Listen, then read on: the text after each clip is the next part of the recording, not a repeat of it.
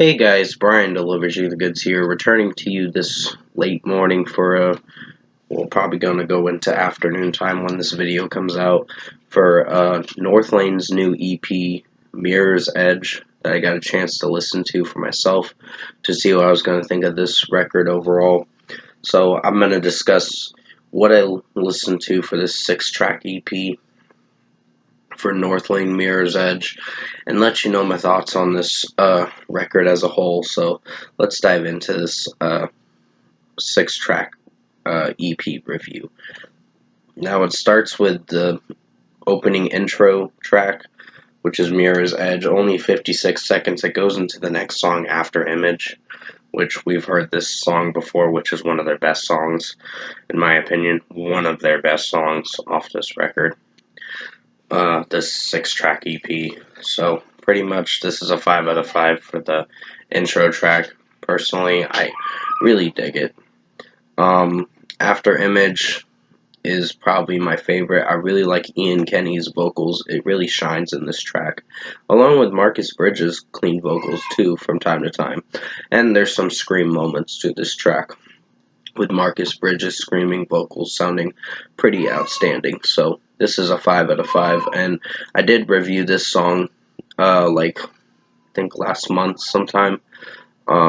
So definitely go check out that track review if you haven't seen it. I think it's a quick track review. I can't remember if it was quick or if it was just a review, but just definitely go check it out because I think I did a pretty solid job on it. So pretty much 5 out of 5. Miasma featuring Winston McCall, definitely a favorite of mine. Definitely rocks for sure. Winston McCall's from Parkway Drive, and I know a lot of people say they're kind of dad rock now. Honestly, I don't personally see that with their last record, Darker Still. I mean, yeah, there are some tracks where Winston McCall's screaming vocals weren't really putting enough effort, but I think he at least tried. Still, the album was, in my opinion, pretty good, but that's just my opinion, and that's how I feel about it. But still, Miasma featuring Winston McCall. I think Winston McCall really gave it his all with his screaming vocals in this track, and it really did outstanding for what it went for. So, this was a great track. 5 out of 5. Let Me Disappear was pretty good in its own way. There's a lot of mixing issues with this track, with the electronics in this song sounding really off-putting. I don't know, the song did work, but the execution with some of the, melody and just its production in this track and mixing was kind of off. So I'd give this probably a 4.75 out of 5. It's still really good when Marcus Bridges' clean vocals and his sometimes screaming vocals from time to time. But overall, this track is pretty good in its own way. Next comes Craft featuring Brendan Pajacek. I believe is how you pronounce it. Pajacek.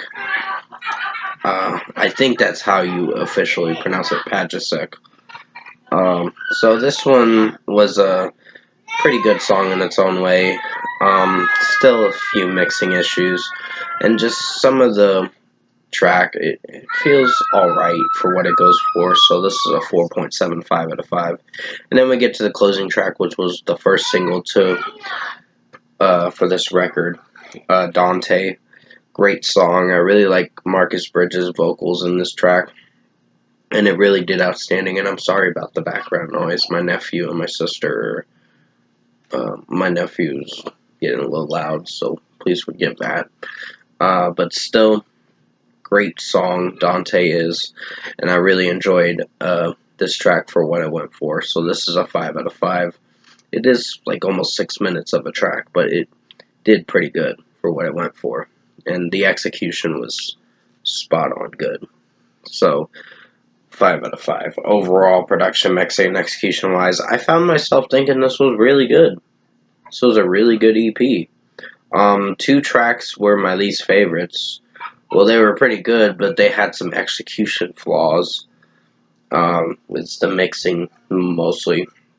With tracks 4 and 5, Let Me Disappear and Craft, which are technically the regular tracks you get for this record.